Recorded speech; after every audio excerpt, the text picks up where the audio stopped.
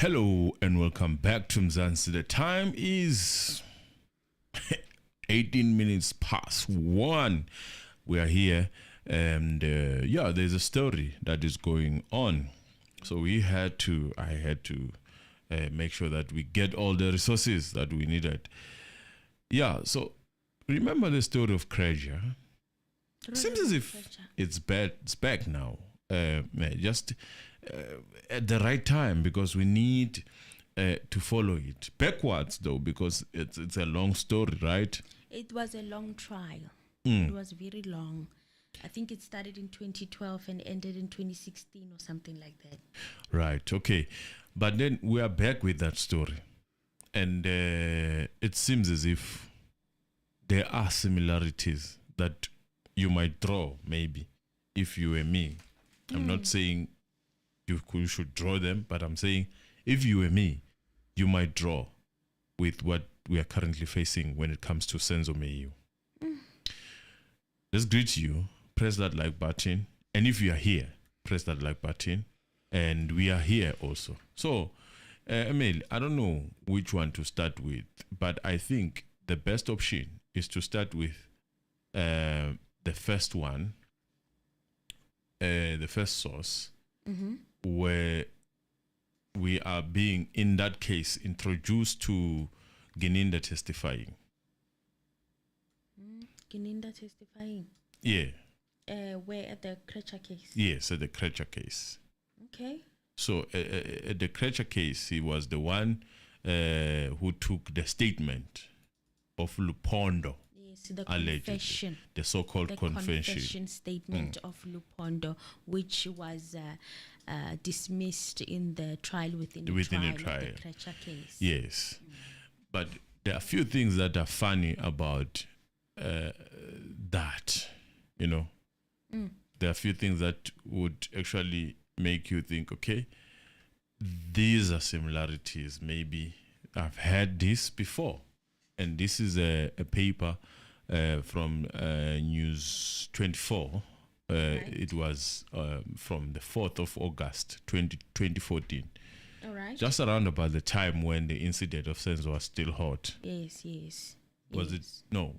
Oh, it was before the incident. August, it happened. Yes, it was before the incident happened. But this obviously had nothing to do with senzo's case. I'm just saying, listen to it, and I'm gonna read so slow because I'm not like Emil. Just gonna read so very slow so that you understand. And the heading of this script is such that it says "Cop testifies in Krejcir's trial." Right now, let me just, because I'm using the same screen. All right. Johannesburg man who gave a police confession and admission in the case against himself, right? And himself, Czech Republic fugitive Radovan Krejcir, and 4 others was forced to make the statement. Was not forced, to make the statement. The South African High Court in Johannesburg, sitting in Palm Ridge, heard on Monday, right?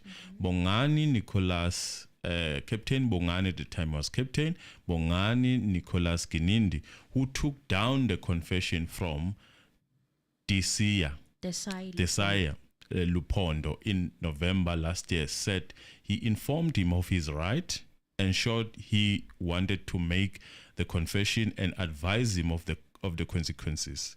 He said he also established what language would be suitable for him to deliver the confession, and the pair conversed in Zulu and English. I informed him he has nothing to fear, Gininda told the court, adding that Luphondo willingly initiated and placed his thumbprint on each of the pages, right? He was testifying in a trial within a trial after the court was told last week that Luphondo had been influenced into making the statement. Luphondo newly appointed lawyer Annelien van der Heever, who also represented Krejcir, told the court last week that members of the elite police unit guiding the court had influenced Luphondo into making the confession. Some of the officers had been part of the team involved in his arrest. Krejcir, Luphondo, warrant officers Samuel Saddam, Morupeng, George Torwane. And then Jan Lifu Mofokeng and Sboniso Mia face charges of kidnapping, attempted murder, and dealing in substances, right? Obviously, I'm paraphrasing there and there. Yes. The accused have all pleaded not guilty to the charges against them. The alleged recruited men known as Dr. Nkosi to help smuggle 25 of, I'm not going to say, but you know what it is, to Australia. Nyaupe. Yes. He worked for cargo company at OR Tambo International Airport and allegedly disappeared with the shipment. And the kidnapping, torture claims, Krejcir and his accused allegedly then kidnapped and tortured the brother Bheki Lukhele. In a bid to have him revealed, he revealed his siblings' whereabouts. Nkosi has also testified in a trial where he confessed to stealing the substances. Gininda, who had been brought in as an independent officer by the investigating officer to take the statement, said he asked Luphondo whether he had been assaulted. Luphondo said he had not. There was no visible injuries. He said he was not assaulted, said Gininda. He said he did not need a lawyer to tell the truth. He added, referring to the notes he had written, this time he had notes, on a document containing the confession. He said Luphondo told him he was not influenced by any and did not have any expectation of giving his confession as no one had promised him anything. It took Gininda over 4 hours to take down the 4-page confession. Gininda, who at the time was not part of the case, said he was involved in he was not involved in several months later with Aibu. Gininda, who at the time was not part of the case, said he got involved at several months later when he was appointed to probe a case of conspiracy to commit, not gonna say this word also, but unaliving yourself, right? Okay, yes. The case in which Luphondo and several others were implicated came about following the allegation that there had been plans put in place into killing investigating officer in a matter. Now, unlike you, Emil, when you are reading in a big screen, I'm reading and I'm asleep for my eyes. But that's basically the background of this. No, but you did a good job. At least we understand some of the I'm context. squinching. The screen is small, so I'm far away from it. But I tried. I tried my best. So now, we have gotten into this other paper then 4 days later, as of today, right? 4 days later. So now, Emily, you will take over because now that background is done. Yeah, the background is very important, you guys. I hope you were paying attention because now we're going to try and make sense of what is going on. Now we came across an article from, I think, it's News 24 again. It's News 24. Yes. Yes. Because it's something city. Yeah. And then in this article, now we are hearing some explosive new news, and it's like, wow. They're saying that this state witness who testified in a Krejcir's case, and that is Lukhele, right? Bheki Lukhele, the brother of the doctor. Yes. Who was allegedly tortured. Who had gone or was accused of going missing with the shipment of Radovan Krejcir, and they were beating him, trying to establish or find out where the doctor was with this illegal substance shipment that was worth 24 million. Yes. So now this witness, you guys, has come back in 2025. Yes. And he is making some explosive confession. The state witness claims that cops promised him 3 million to falsely implicate Krejcir in kidnapping accreditation. Again, 3 million? Is that new to you? That figure sounds familiar. And you guys can recall that Bongani Ntanzi also said on the stand that he was offered 3 million to implicate the rest of the accused in the senzo meyiwa trial, to say that they were guilty, they were there. He said, and his family members as well that were interviewed by Newsroom Africa also said that he told them that he was offered 3 million to implicate the rest of the accused. Yes. So you can imagine the similarities in the figures, and it's all very, it's shocking. So they said there's Czech Republic. I used to get into trouble because I didn't know how to pronounce Czech Republic. But Czech Republic fugitive and mafia boss Radovan Krejcir was sentenced to 35 years in prison in 2016 for kidnapping and torture of Bheki Lukele. Who's Bheki Lukele? The very same person. The brother of Nkosi. The brother of Nkosi. Doctor. Yes, the so-called Dr. Nkosi. Man named Doctor who had disappeared with the shipment. Yes. Of 24 million. And he was tortured and kidnapped to Bheki Lukele while they were asking him where this doctor has gone with them, with their staff. Yeah. So he was kidnapped to tell of his brother's whereabouts. Yes. Yes. That's what the narrative was saying. Yes. So he was sentenced to 35 years, Radovan Krejcir, after he was found guilty in the with his trial. co-accused, right? With his co-accused, the people that were allegedly there also assisting Krejcir in this torturing and kidnapping of Bheki Lukele. So Czech Republic fugitive and mafia boss Radovan Krejcir was sentenced to 35 years in prison in 2016 for kidnapping and torture of Bheki Lukele. So the man whose testimony was crucial in the jailing of the Czech fugitive and underworld mobster Radovan Krejcir has made an about turn more than 10 years later, saying that he was promised 3 million in return for his testimony. This is Bheki Lukele. It's very funny because now we're talking about someone who's not in jail. No.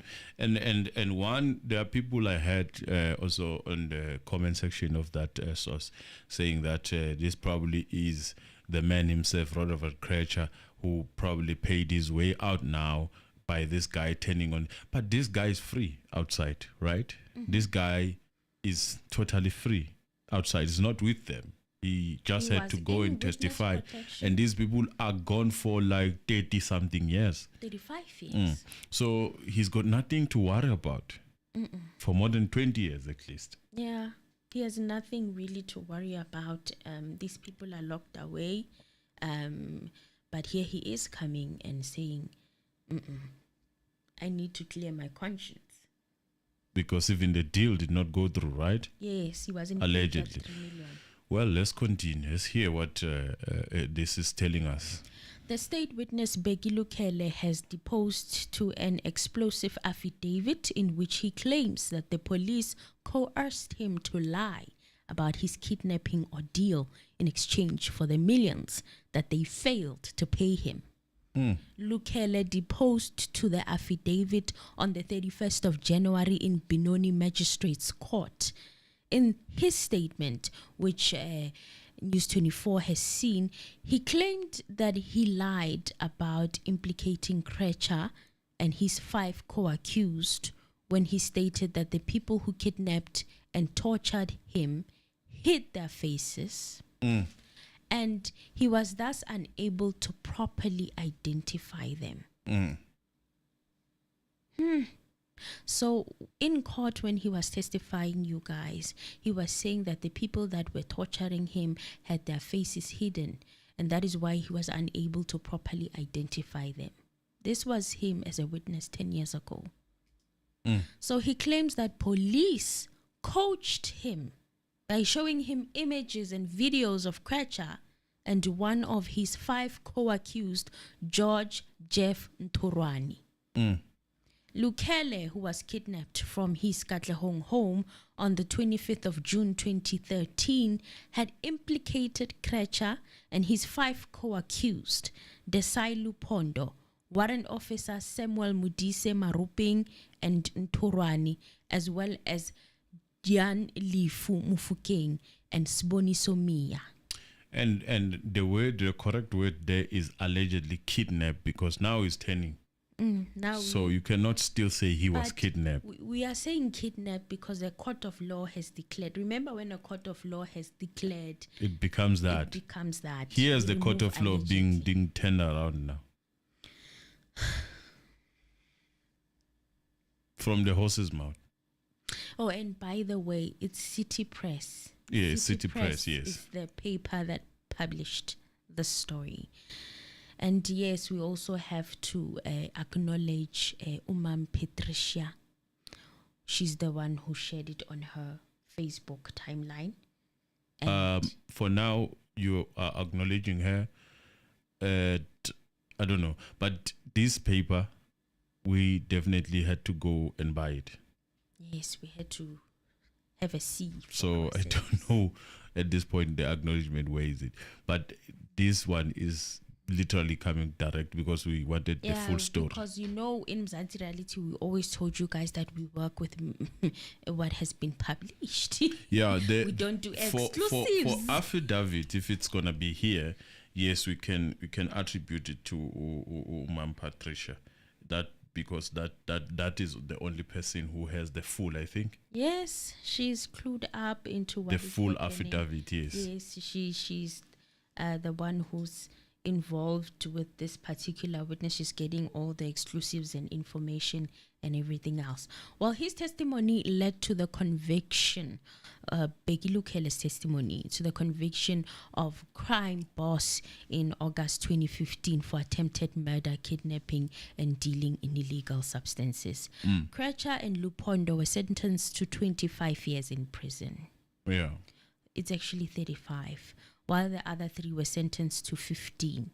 Lukele has now made a sworn statement reining in some of the testimony he made before the South Gauteng High Court in Palm Ridge during this trial. And in his initial testimony that saw Krejcir and his co-accused being sent to lengthy jail times. And he told the court that it was the Czech mobster who had poured boiling water on him. So he was saying that Radovan Krejcir is the one who poured him with boiling water during a search for his brother, Doctor. So his brother's name is Doctor. Not that he was an actual doctor, but the name. Is the name. More like Dr. Malinga, so yes. Not a medical doctor. So this is interesting because he was saying that Krejcir is the one who poured boiling water on him. So the worst was shifted to Krejcir. Yes. And his brother had allegedly disappeared with 25 kilograms of an illegal substance that rhymes with, I can't mention it here, valued at 24 million rands. So the doctor, not the doctor, but Doctor, the man named Doctor, who's the brother to Lukele, was supposed to help transport these illegal substances to Australia for Krejcir, but he took off with them. And Krejcir and policemen in his pocket later kidnapped Lukele and tortured him for 4 days in a bid to smoke out his brother. You know what the tragedy of this story, should it turn out that in fact it was all made up? The sadness about it is that there are 2 police officers who are implicated to have assisted Radovan Krejcir to do this crime. And they Who are aided. convicted, who were there in this kidnapping, who were the ones doing the tracking, who were working with Krejcir.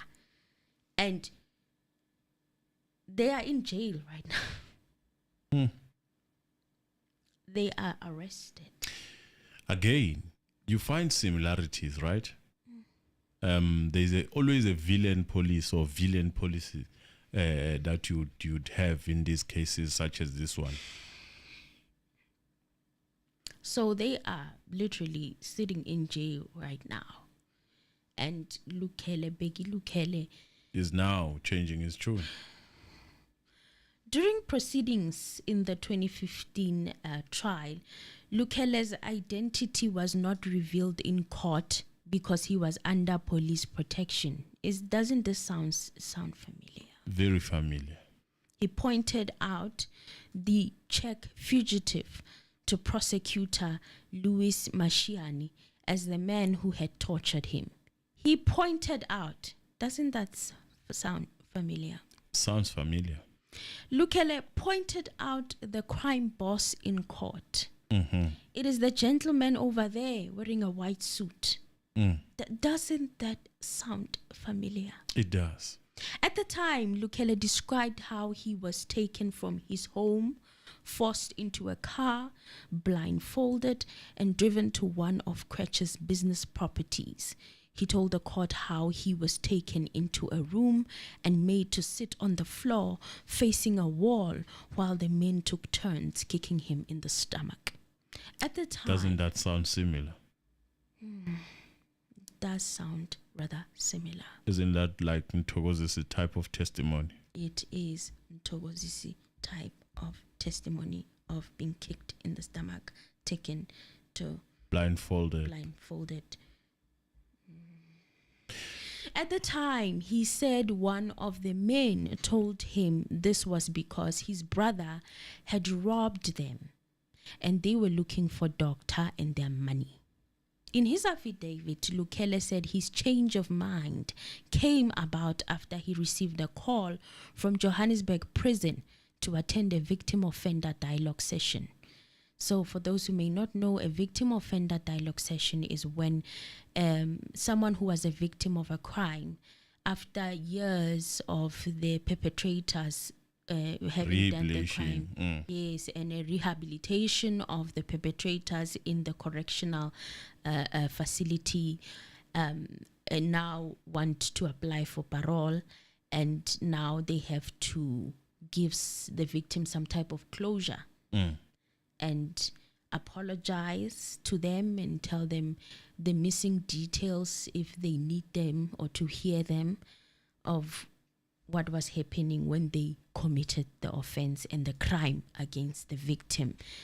So it's a program that has been running for many years in the correctional facility, and some people, for them it provides closure, but for some people it does not. So it all depends on how the victims react. Considering what feelings. happened to their loved ones or something like that. Yes. So last December, this is 2024 now, in December, when a few of the co-accused wanted to start applying for parole, right? He wrote in his statement that he felt so bad and heartbroken when he met Samuel Maruping and Ian Mufokeng. Samuel Maruping and Ian Mufokeng are the two police officers that were implicated in this crime. He was saying, because I knew that I did not deserve an apology from them in that they did not participate in my abduction and torture.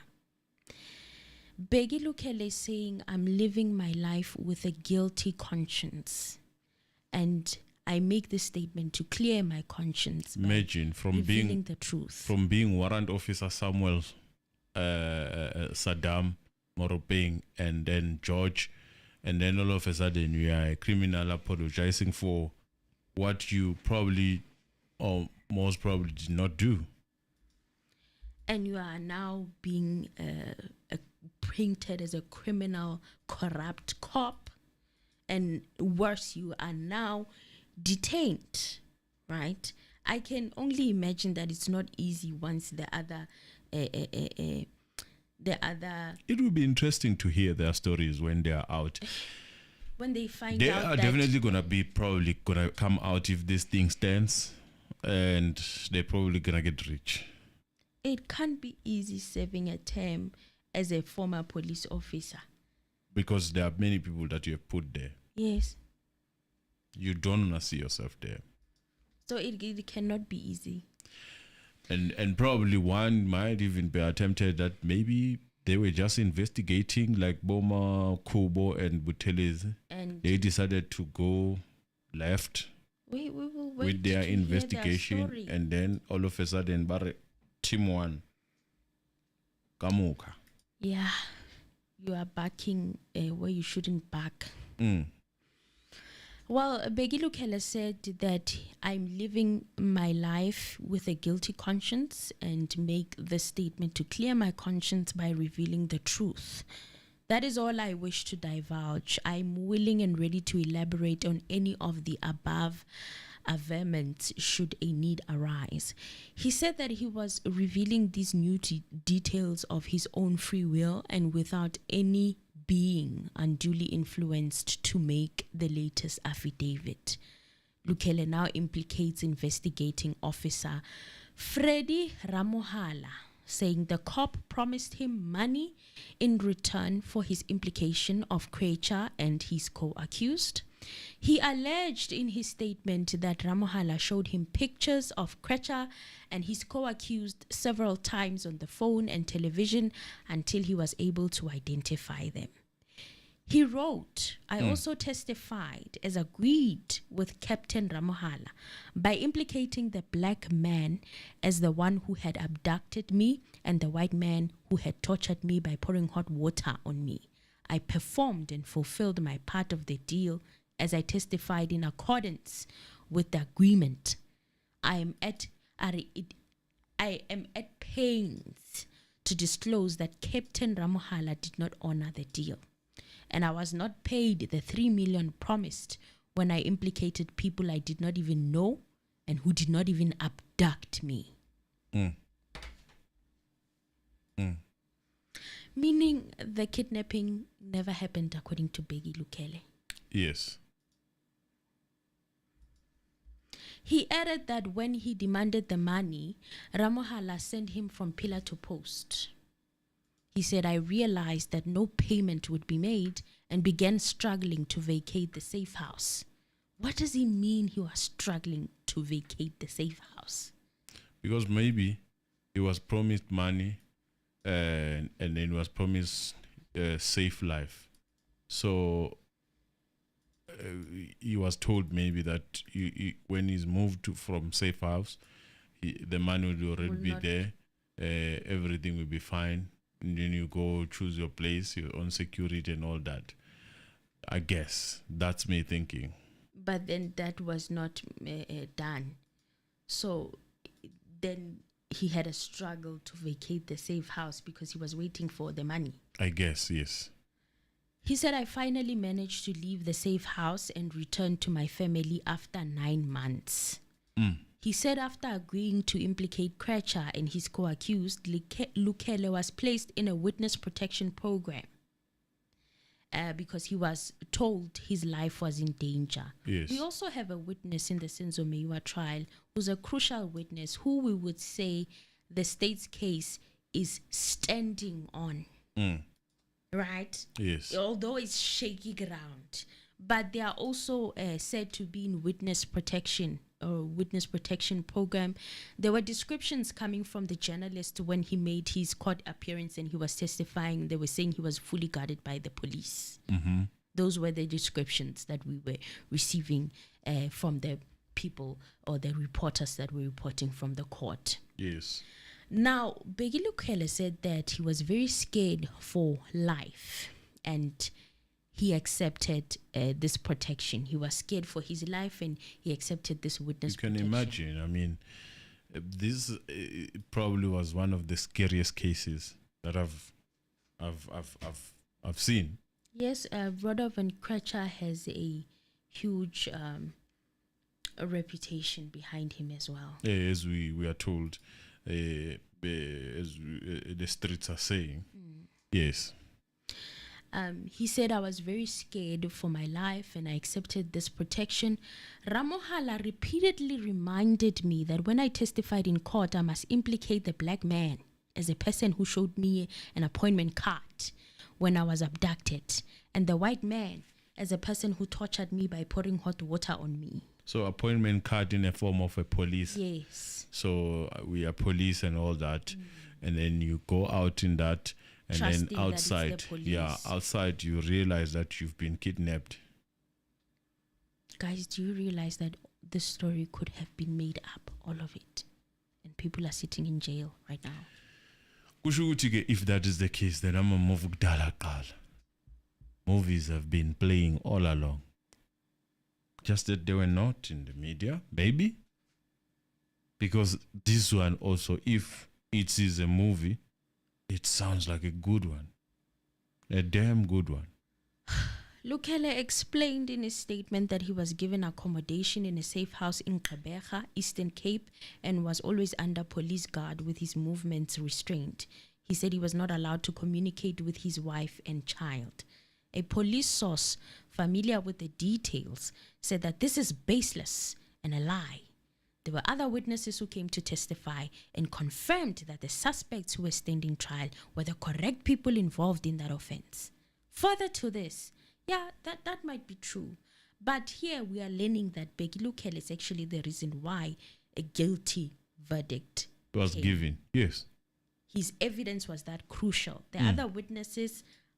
They were just supporting, like the police as always. Further to this, he said that the accused were all convicted and sentenced in High Court. The correct recourse is to launch an appeal through judiciary. That's what the law says. Well, interestingly, from the last time I checked on Krejcir's case, he was appealing. He was appealing. So can I be a devil's advocate here and ask something? Or rather not ask something, but place a theory that I'm hearing from the social media streets. Yeah. Some people are, I don't know whether they are police officers themselves and they were involved in the case or what, but they're leaving comments such as, what if Bheki Lukele was now offered 3 million by Radovan Krejcir? But that is change his story. That is a very good question. But what if was now offered? That would mean that you are accepting that he was initially offered. Are you saying that now the other part has bought him? That is not the way to correct the wrongs. If the wrong was done initially, you cannot now say what if now, because if that is the theory that you want to follow, then the first theory, at the first place, he shouldn't have been arrested. Thank you, Dr. Shabala. Thank you very much. But you know what, guys? To me, God bless you. This maybe it's because we are following the senzo meyiwa trial. But this is sounding, sounding wings. It's giving a certain familiarity with those of us who follow the senzo meyiwa trial. That, haibo, when I'm reading it, I'm like, haibo. So the conviction, he says, took place around 2016. Why is he coming with these allegations now? You heard his reason. He's saying because he saw the two men, particularly the two officers that, and his who probably had life, who had families, who some of them maybe were married.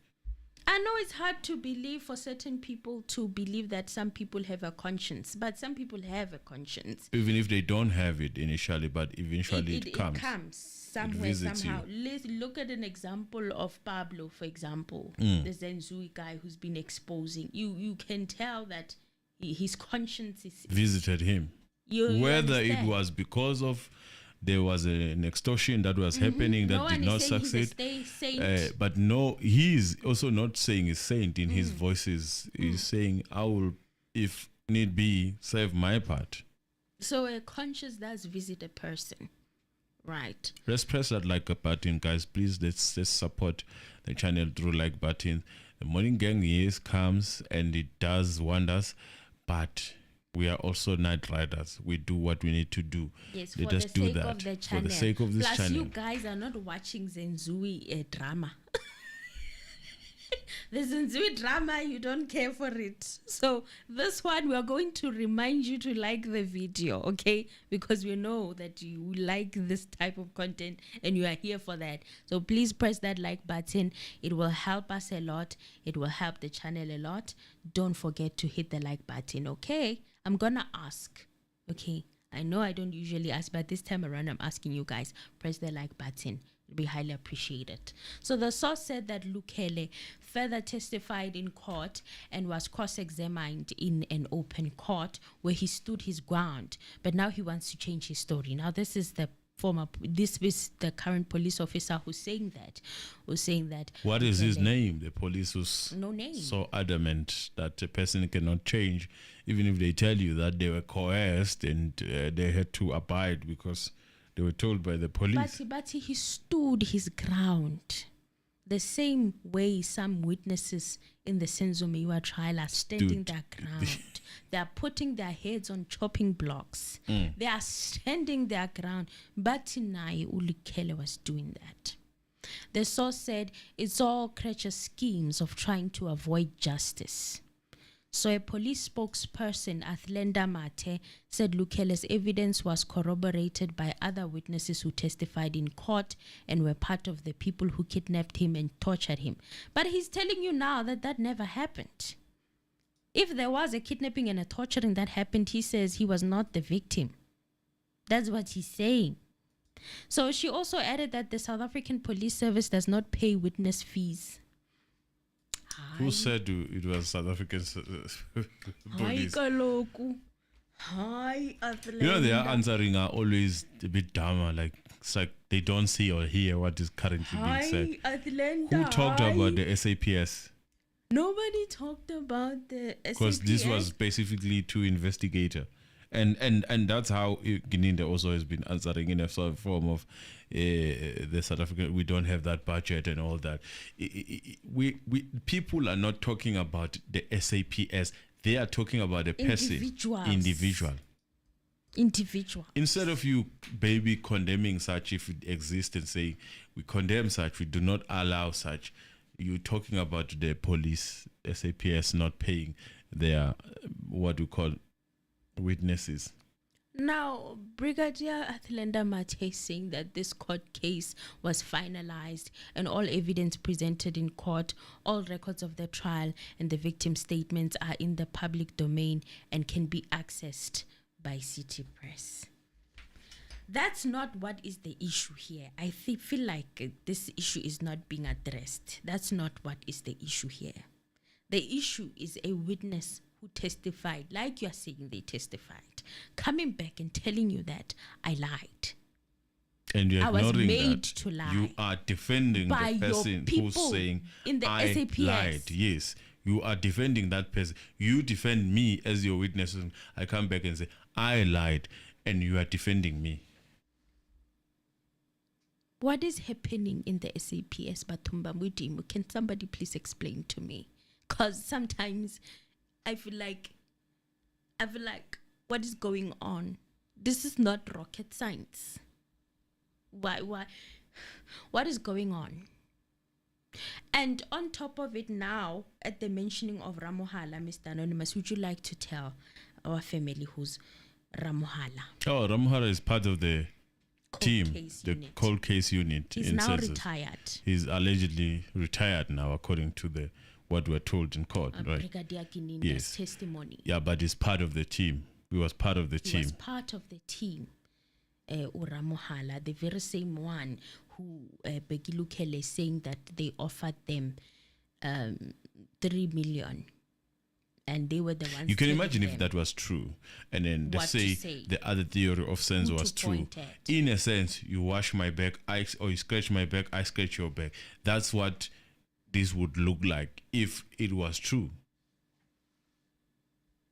But I guess it comes from the horse's mouth on the other side. We are just saying if it was true, because the other side, they are saying the same thing. They are saying there is a foul playing in Senzo's case. That's what Bo Ntanzi and those accused had there are saying.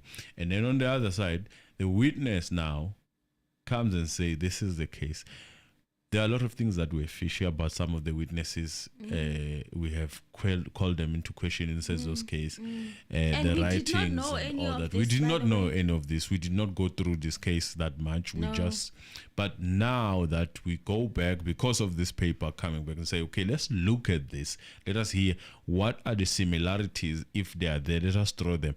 But it seems as if this is just a replica. It's like a copy and paste in a sense. The only difference is the charges, maybe. The charges are different. Charges are vice versa. Yeah. Some of them, they were alleged to be done by the police on the other side. This side, they were alleged to be done by the accused, which is Krejcir's side. Now we have a new thing that the SAPS, the judiciary, need to work on.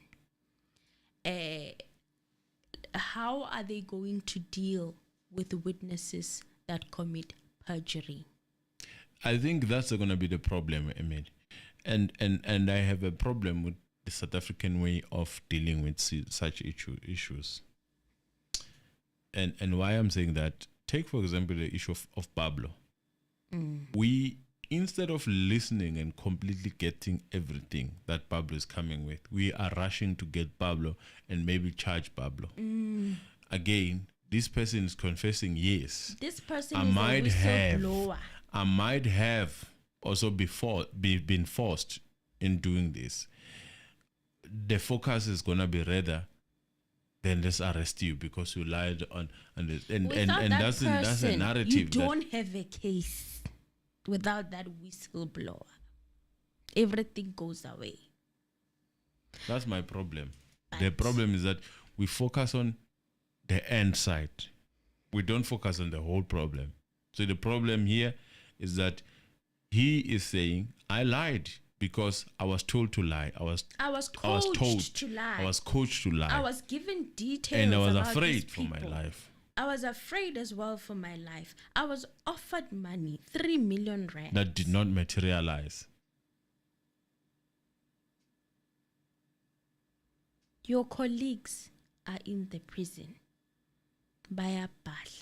Then you say, you don't care of those ones now. They are wearing a different color. Is it an animal farm type of situation? All animals it's a win-win situation. Are equal but not the same. All animals are not equal. They are not equal. Not at all. So there are some. You find yourself there is no coming back. Who cannot be even questioned, who cannot even be investigated, but some must be investigated, must be thrown in the jail, even though they maintain, they've maintained, these two police officers, to this day, that they are in prison for something, a crime that they did not commit. They are still saying it even now. Their voice is not... It cannot be loud. It cannot be heard. Only now, because now we are hearing these stories, that we are now visiting these things.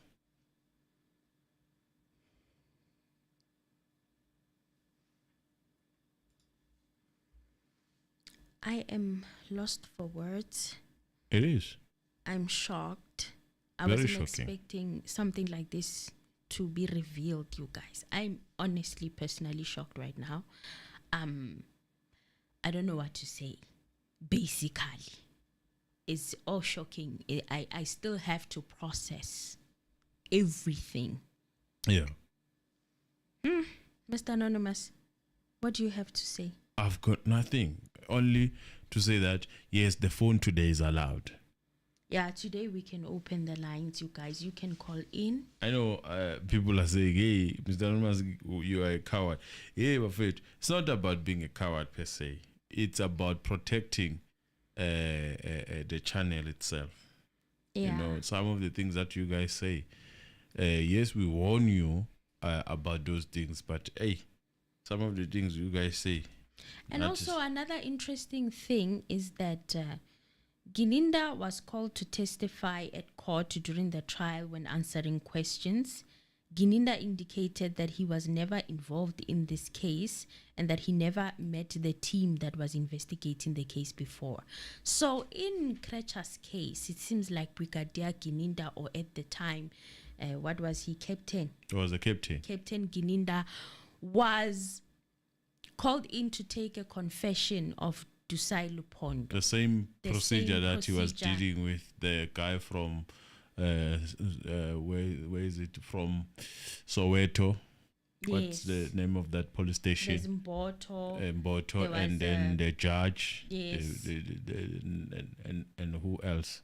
Meforo Meforo Miss what? I forgot the magistrate's name, as well as another police officer who was working with accused number 2 taking his confession. Hey guys, it's been a while, I forgot these people's names. But what you need to take from this is Ramohala, who's now Begilukele is saying that is the police officer who was coaching him or accusing him of him being the one coaching it's him. Krejcir. Yes, in the Krejcir case. Oh, Grenier, Miss Grenier, the magistrate. Yes, guys. And now what we need to take from this is that Begilukele's confession or statement, he's saying that Ramohala, the police officer who was coaching him, making him to point at Krejcir, accusing him of being the one pulling him with boiling water, the police officers, all these people that are detained in the Radovan Krejcir case. He is saying that Ramohala is the one who was there coaching him and also offered him the 3 million. And Ramohala is a colleague of Brigadier Gininda, or a former colleague of Brigadier Gininda in the court case unit as well. And Brigadier Gininda in the Radovan Krejcir case, he came in as someone who took the confession of one of the witnesses, one of the accused, Luphondo. The confession that was declared inadmissible in the Radovan Krejcir case, and what made it inadmissible, it came down to a OB record, occurrence book record. Police they couldn't officer prove it, unfortunately, which is an opposite and from this other side of ours. Everything can be. When you've done something before, allegedly, you are good at now, polishing. No, it's not about polishing. If the things were done accordingly, in my opinion, the confession was not supposed to be accepted. In my opinion, the confession was not. There is nothing that says that that thing was polished. In my opinion, as you are probably alleging on your side also. No, I'm talking about occurrence book entries. I don't know but those occurrence book, they were just not. They were not. Are they there? All of them, 100%? No. Not all of them. Some of them are there. Some of them are not there. So if you applied that logic on Krejcir, it was supposed to be applied this side also. No, but with Krejcir's case, the one that was saying that the accused who came back with bruises was assaulted after being in custody of the police. This is the Luphondo. There's a police officer who documented that they brought him back with bruises and scars, and body-wise, he was not okay. That occurrence book, it told a bit of the truth, yes. It was out. I don't know how the defense got a hold of it. Maybe there's a certain police officer who decided to do the right thing and give that occurrence book because he saw maybe some of his colleagues going down. Perhaps there was a police officer who decided anonymously to assist the defense to say, you know what, this is wrong. The occurrence book page, here it is. Because it wasn't there in the disclosure. It wasn't there at the beginning of the trial. The defense got a hold of it later on in the trial, within a trial, and they used it to tell the judge that this assault took place. And here's why. With evidence. Unfortunately, Ndanzi or Ndanzi is signed, according to him, with blood in his hands, and then all of a sudden there are new or pages. there are other pages that are clean and don't have blood. So now it seems like Allegedly. Ndanzi is the one who's lying, because the ones that are in the court do not have those blood stains. Let's take this call. Mzansi, hello. Hi, guys. Hi, how are you? Hello. I'm well. How are you guys doing? We're doing great this side. It's very cold where we are at. But we need this coldness, unfortunately, for our shooting machines. Yeah, I guess it's just the weather is similar everywhere. Over here, it's also cold and it's been raining a bit, but apparently we're going to get some heat waves tomorrow, so we'll see. Lucky you. Yeah. So, I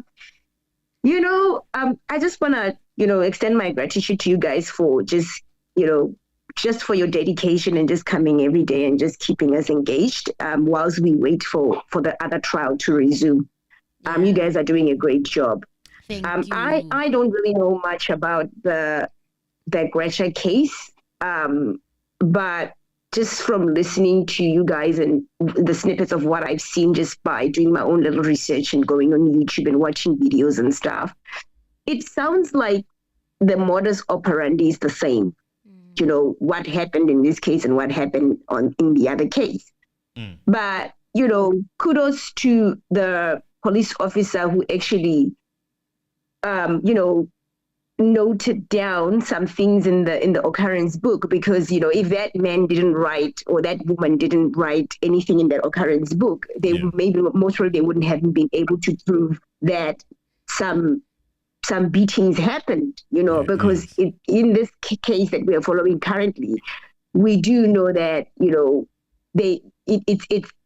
it's Ndanzi's word against the police officers, right? So they have to make a decision based on what each person is telling them, but there's really nothing in black and white to say, this is what we observed when they brought him back to the police station. So it's going to be very difficult. But with the other case, at least somebody did note it down and it was in the occurrence book and they were able to prove it through that.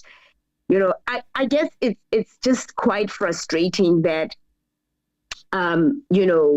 law enforcement officers are just doing whatever they want to do without consequence. As a citizen, I would feel so helpless knowing that, I'm paying my taxes, but should I become a victim of a crime or be framed for something that I didn't do, there would be no consequences.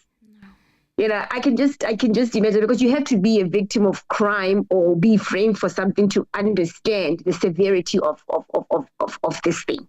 Yes. Because when people pay their taxes, they expect, public servants to do their job. Law enforcement officers have taken an oath to serve and protect and uphold the Constitution. And if they are the very people that are actually using the laws to ham up people for crimes that they did not commit, or just do a shoddy job, taking shortcuts, not doing what they're supposed to be doing, committing fraud and being corrupt, then where are the citizens supposed to go? I think it's just so frustrating, and it seems like it happens a lot to an extent that people have now become conditioned to accept their fate, that this is our life. You know what I mean? Like, should we even be speaking like that, where we say when we paying taxes and we've employed people and we're paying them, to do their job?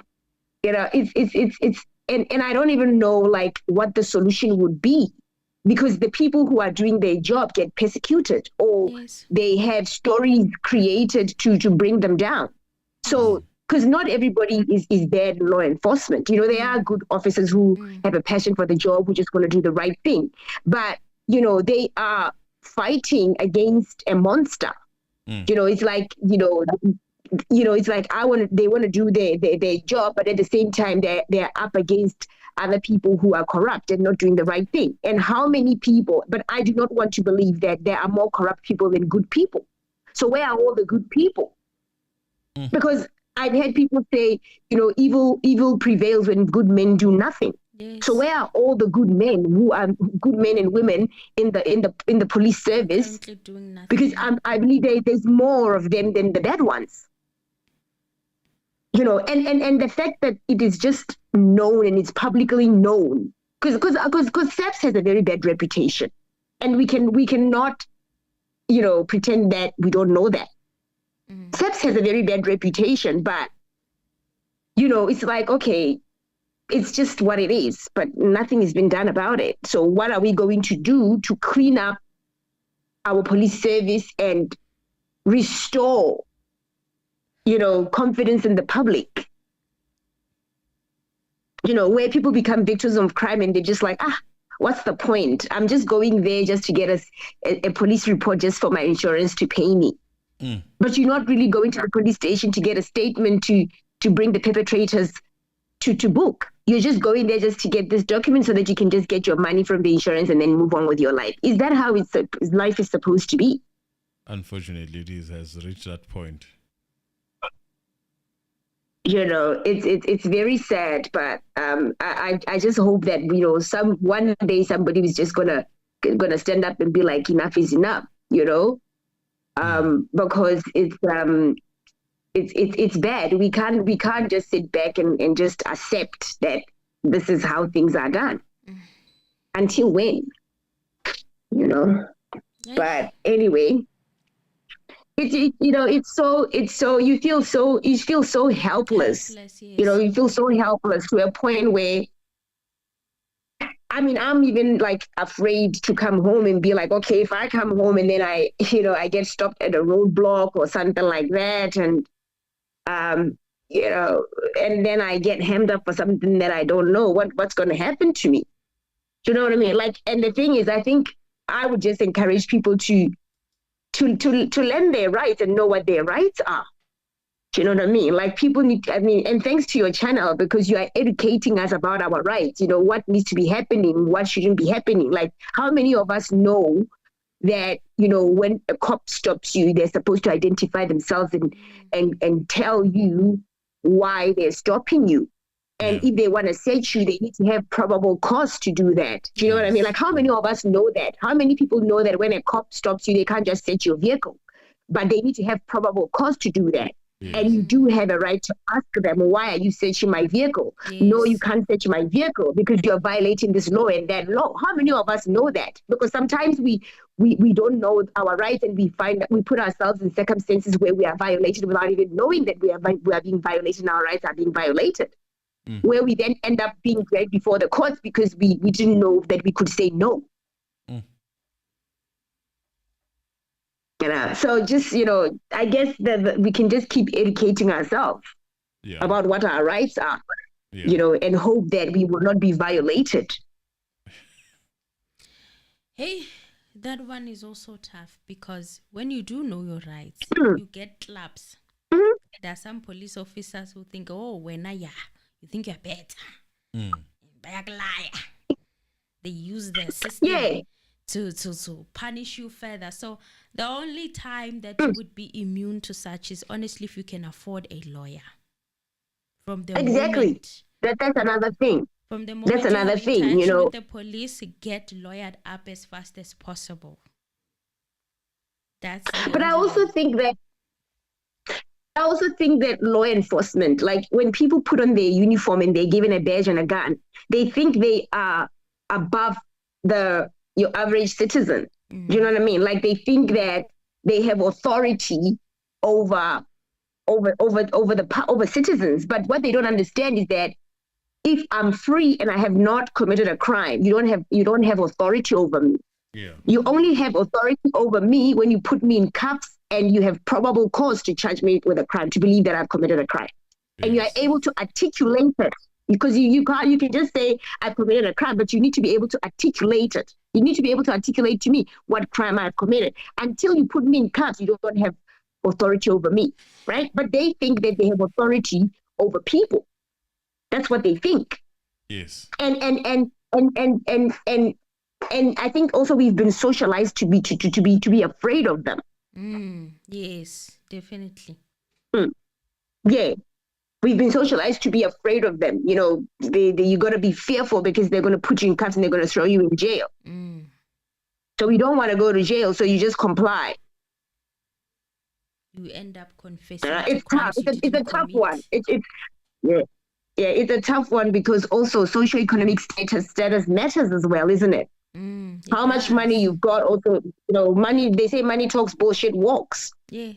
So they so they pick they pick their victims very well. Yes. But anyway, we can talk all night, all morning about this one because there's no solutions really.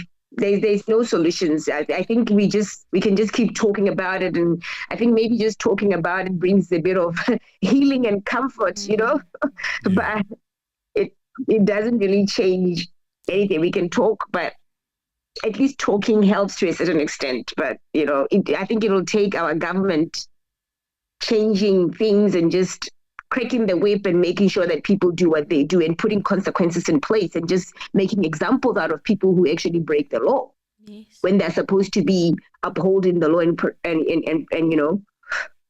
protecting citizens. And until the big bosses actually do something about it, the people at the bottom will continue to do whatever they want to do.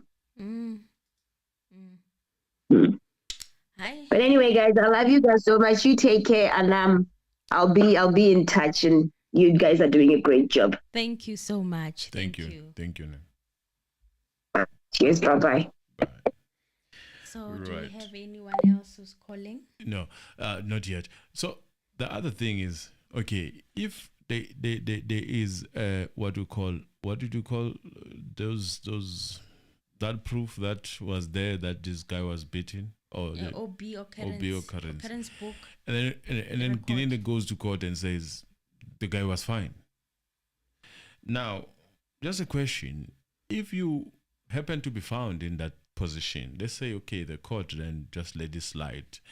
But what does SAPS does to say, okay, for example, Emily, you cannot be investigating anymore.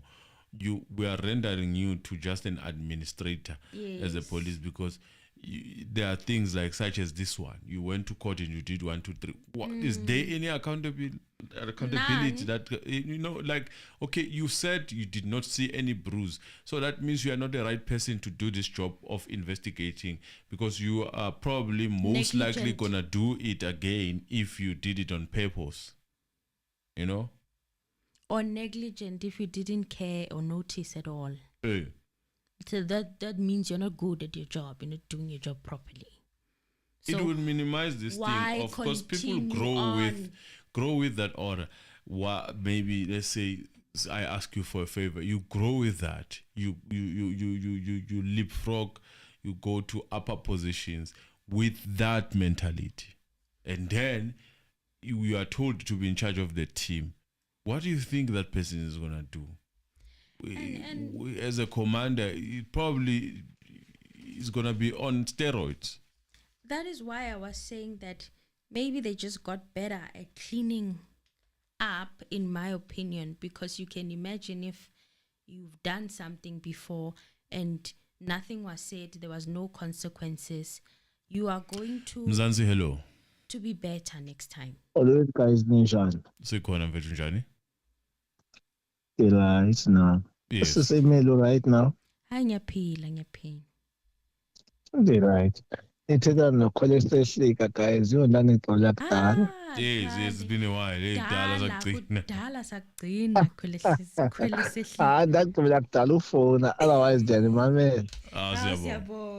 Siyabonga. Guys, maybe you will just need to translate when I'm finished. I'm not gonna try to speak English in the theater. Okay. Yeah. Yazi when now, Mr. Anonymous, as much as you guys, I also believe that these guys they are innocent on this case. Eh? But yabona indenza iwari i-confession kantanzi kukhonje yabo. Because if follow la evidence, I think Ndanzi said he never said anything there. Yabo? Yeah. Without saying ukuthi ucela into zovasa and whatsoever, ne phone calls. Yabo? Whereas it looked like uKronje une recording kantanzi. Yabo? Yabona, at first believe ukuthi whatever Ndanzi said kuKronje uthethe into abeyixelelwe ukuthi uzofika athi, yabo. But when Ndanzi said now he never said anything without saying ukuthi yena ucela just into zovasa ne phone call, la yabona la recording, I'm not sure because ke la recording andiyikhumbuli idlalwe court if ndikhumbula kahle, yabo. But la evidence yala recording, yes, it's fine. Zange yifune kuma imanyelwe court and whatsoever, but I'm not sure about Judge Rata ukuthi i-knowledge yakhe ithini ngala recording kaKronje, yabo. But before u respond, Mr. Anonymous, yazi guys, into yokwenziswa i-confession ngamapolisa, people, they mustn't take it light. Ilando iyenzeka guys, into esiyaziyo eyenzeka on a daily basis kwi-society sekuzo, yabo. And ke ngoku i-problem yam is, if we're gonna keep on blaming maybe mhlambi amapolisa and whatsoever, yabona ezitrongweni wena Mr. Anonymous kune cell phones, kunento ezingekho suppose bazisetrongweni, esiyaziyo uba ezanto azingeni namabhantinti, yabo, zingena neewadas ezanto, yabo. I think mna as uba bendimamela usisi lo abethetha before, yeah, lento iqala phaa phezulu, because how do we blame amapolisa ne-prison warders whereas phaa phezulu epalamente, yabo, kusenzeka izinto ezenzekayo, yabo. So nje bendisithi nje mandivakale njengolo hlobo, otherwise ndizawumamela wena apha elamkini, ndizawumamela xa nerespondile. Okay, hayi, no, siyabonga kakhulu. Sure ke bhuti. Uzotranscribe. Well, Ukwele Sehlika here, he says he's worried about Ndanzi's confession to Krejcir. Ndanzi said that he never said anything. Ndanzi in his testimony said he never said anything. But Krejcir had a recording of Ndanzi confessing, and he also spoke about what he was told to say, because when he said that he never said anything, that created a doubt for him, and the recording was not played in court. Yes, he said that he's not sure whether the recording was played in court or not, but it was not played in court, and he's not sure about Judge Rata and what his knowledge is about that recording. I can say that he did listen to the recording, and being forced as well to confess by the police happens on a daily basis by the police, and it's something that we shouldn't take lightly as a society. And in prison, there are cell phones brought in by warders, and this thing, it starts at the top, you know. And how do we blame just police officers and warders is the question that he's posing. No, bafethu, siyabonga kakhulu. I think nature is calling. Let me just end it here, Emily, for now. It was we'll nice. Continue we'll tomorrow continue with an tomorrow answer, because you have to answer Kwele Sehlika, because yeah, I think he was asking the question. we'll continue tomorrow with an answer. But for now, this is where we end, guys. Thank you very much for being with us. We appreciate you. And I'm sorry, because of the nature, I'm not going to be able to call out the names of the people who were here. But thank you very much for everyone who participated. Thank you.